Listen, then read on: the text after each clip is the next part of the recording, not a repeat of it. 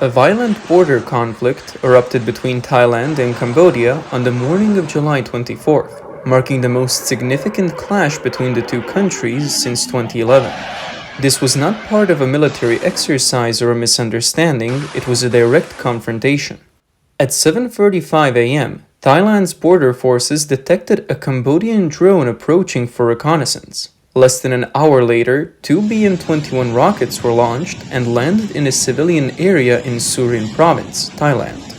The explosion destroyed a gas station, killing 6 civilians, including an 8-year-old child. In response, the Royal Thai Air Force launched an immediate counterattack. 4 F-16 fighter jets took off from Korat Royal Thai Air Force Base, crossed the border, and carried out airstrikes targeting Cambodian military command posts, including those of the 8th, 9th, and 42nd Armies. The precision strikes destroyed key command systems. By 5 p.m., a second wave of airstrikes hit several Cambodian military bases. Cambodia's rocket fire targeted not only Thai border villages, but also struck a hospital, drawing global outrage. Thailand's Minister of Health condemned the attack as a war crime. This was not just a minor clash, it was a significant act of retaliation, pushing the situation closer to full-scale war. Meanwhile, Thai forces launched operations in multiple regions, including Surin and Sisaket provinces, targeting Cambodian tanks and reclaiming disputed territories. Within 48 hours, at least 20 Thai civilians were killed, 24 Cambodian soldiers lost their lives, and 130,000 people fled their homes.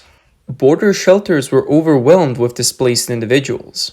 Southeast Asia found itself plunged into conflict almost overnight. The underlying cause of this violent escalation can be traced back more than a month to a series of provoked incidents that led to this moment.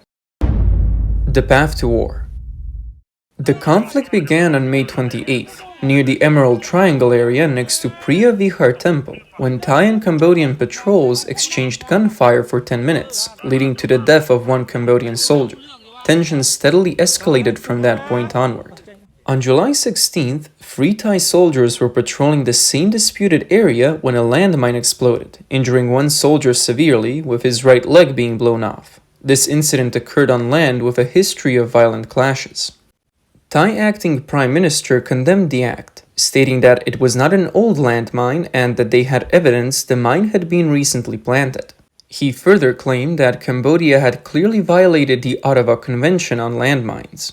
In response, Cambodia's Ministry of Defense argued that Thai soldiers had illegally crossed into their territory and triggered a mine left from wartime. The two sides offered conflicting accounts of the incident, and tensions continued to escalate. On July 21st, a second landmine explosion injured another Thai soldier, escalating the situation further. Diplomatic relations swiftly deteriorated, with Thailand recalling its ambassador to Cambodia and expelling Cambodia's ambassador, reducing diplomatic ties to their lowest point. Cambodia retaliated by closing border checkpoints and cutting off communication, declaring a state of war readiness at the border. Within 24 hours, the diplomatic crisis escalated into an exchange of military fire. The roots of the conflict trace back to 1903, when French Indochina and Siam signed a border agreement that left many coordinates unclear. In 1962, the International Court of Justice awarded Priya Vihar Temple to Cambodia but did not define the surrounding 4.6 square kilometers of the Emerald Triangle. This region has remained a frequent flashpoint for clashes between the two countries. Between 2008 and 2011, both sides engaged in multiple rounds of fighting in this area. The question remains, why did this escalation happen now, and what is driving the current confrontation between these two nations? The hidden hand, a political assassination. At first glance, this appears to be an unexpected war, triggered by long-standing territorial disputes and recent military tensions. However, if we rewind the timeline to June 18th, a larger picture begins to emerge. The landmines and rocket fire are just the latest chapters in a much bigger story. The opening act of this story began with a well-planned frame-up. On June 18th, Sam-an, a member of Cambodia's largest opposition party, the Cambodia National Rescue Party, CNRP, released a 9-minute and 30-second recording on social media. The recording captured Thai Prime Minister Paetongtarn Shinawatra complaining to Cambodia's President of the Senate, Hun Sen, after the May 28th border clash, calling Thailand's military enemies of the government. The release of the recording caused an uproar, with all attention quickly turning to Hun Sen. The public quickly assumed that Hun Sen had betrayed Paetongtarn, who is his political ally and has affectionately referred to him as her uncle. However, this move seems to have been part of a larger strategy. Consider this. Hun Sen, a leader supported by Beijing and heavily sanctioned by the West for his crackdown on pro-Western opposition, would not likely entrust such a sensitive secret to his political enemy, the same CNRP that he had dissolved and accused of collaborating with foreign powers. Logically, this doesn't make sense. The most likely explanation is that this was a setup. The mastermind behind the scenes used the public's tendency to jump to conclusions, successfully framing a targeted attack carried out by external forces and their proxies against the China-Cambodia-Thailand pro-China alliance as an internal betrayal within the pro-China camp. The question remains, who is behind this and why target Paetongtarn, the target of assassination, more than just the Prime Minister? To understand the motive, we need to consider what Paetongtarn was doing at the time. Under her leadership, the Thai government was pushing a massive integrated entertainment center project, which included the legalization of casinos.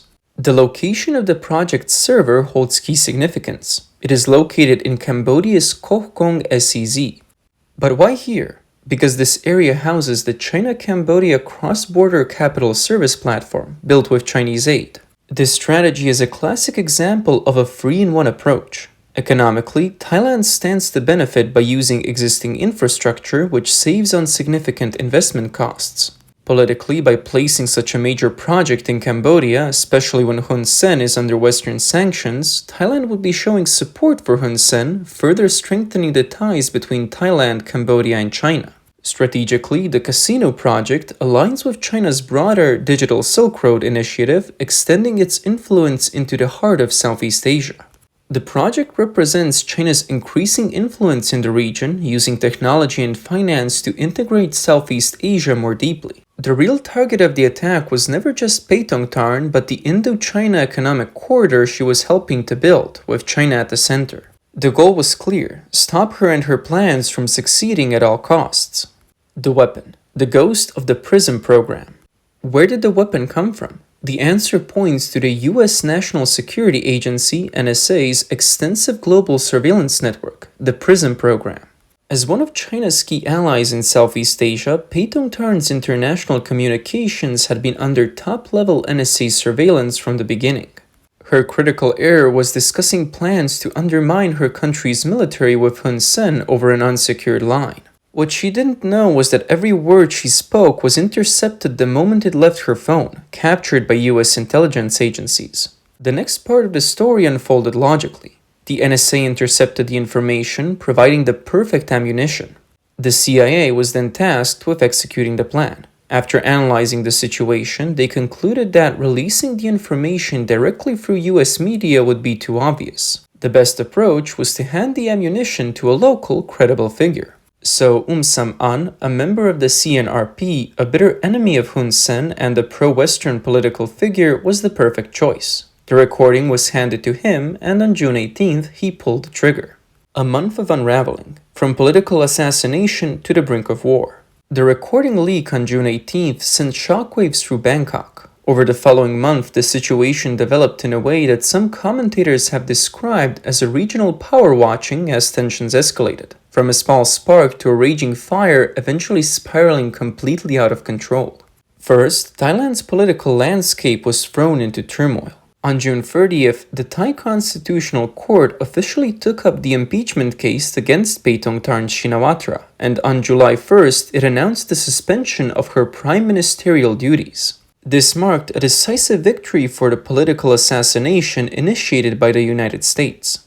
With the fall of its key proxy leader, Beijing finally intervened. On July 12th, Chinese Foreign Minister Wang Yi met separately with the Thai and Cambodian foreign ministers at the ASEAN Foreign Ministers meeting, attempting to carry out damage control. He needed to gauge the new Thai government's stance, calm the feelings of betrayal in Hun Sen, and prevent a full military coup in Thailand. However, Wang Yi quickly realized that he was dealing with a situation beyond his control. By this point, the Thai border was effectively under the control of local military factions. While Beijing could shake hands with Bangkok's foreign minister, its influence had little reach over the border commanders, who were more focused on their own agendas than on Beijing's soothing words. In Thailand, Paetongtarn's suspension created a de facto power vacuum in the central government. Military hardliners, led by the commander of the 2nd Army Region, General Boon Sin, refused to follow the central government's orders on border issues. The landmine explosions on July 16 and 23rd were the result of these hardliners' actions, using the incidents as an excuse to bypass Bangkok and continue reinforcing troops along the border. On the other side, Cambodia's Hun Sen, sensing that he was cornered, became increasingly distrustful to those around him. The recording leak humiliated him, and Paetongtarn's downfall left him vulnerable. He knew he was the next target, and he viewed any external mediation with deep suspicion. Under immense pressure to respond firmly and to protect his family's political power, Hun Sen could only trust the military in his hands. As a result, a dangerous scenario unfolded. While Beijing was calling for peace and dialogue, a cornered ally driven by insecurity no longer heeded Beijing's verbal assurances. Instead, he opted for concrete actions, preparing for a conflict he believed was inevitable. The full picture leading up to the conflict on July 24th became clear. A Thai government in a power vacuum, a Thai military border faction acting independently and provocatively, a suspicious and military-preparing Cambodia, and Beijing unable to control the situation despite its diplomatic efforts. This conflict, as a commentator says, ultimately revealed the emperor's new clothes of China's regional dominance. It exposed a critical truth to the world. China's so-called influence, built on money and high-level relationships, is fragile and illusory. In times of peace, it could manage resources and execute projects, but once a crisis hit, China had no real control over any country's military, national sentiments, or internal political struggles. China attempted to establish a regional order under its leadership, but this order proved to be easily shattered. It loudly proclaimed peace and development, yet watched helplessly as its sphere of influence erupted into one of the most brutal conflicts. It aimed to project the image of a responsible power, but exposed its shocking loss of control and incompetence. The showdown: America's cleanup and China's panic response. Meanwhile, a broader strategic showdown had already quietly played out behind the scenes. China's territorial influence in Southeast Asia was on the table, and the United States is now taking direct action.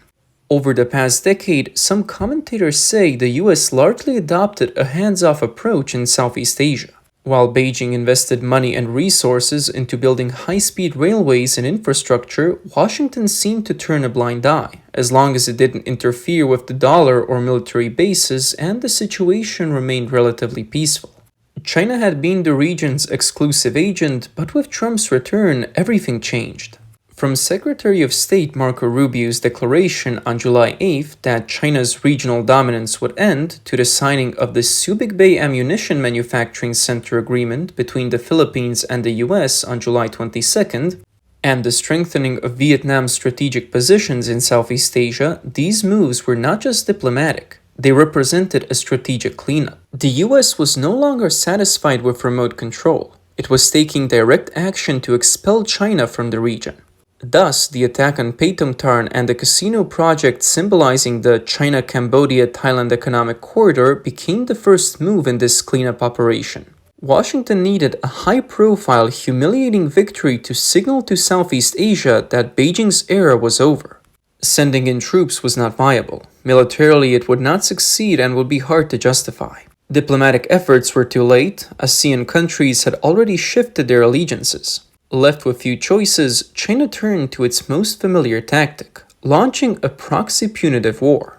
The objective was clear. China aimed to deter the Thai military by showing that it could inflict significant damage in return. It also sought to warn Vietnam and the Philippines that aligning too closely with the US would lead to instability in their neighboring countries. Also, China intended to disrupt US military operations by creating distractions and complications to undermine American influence.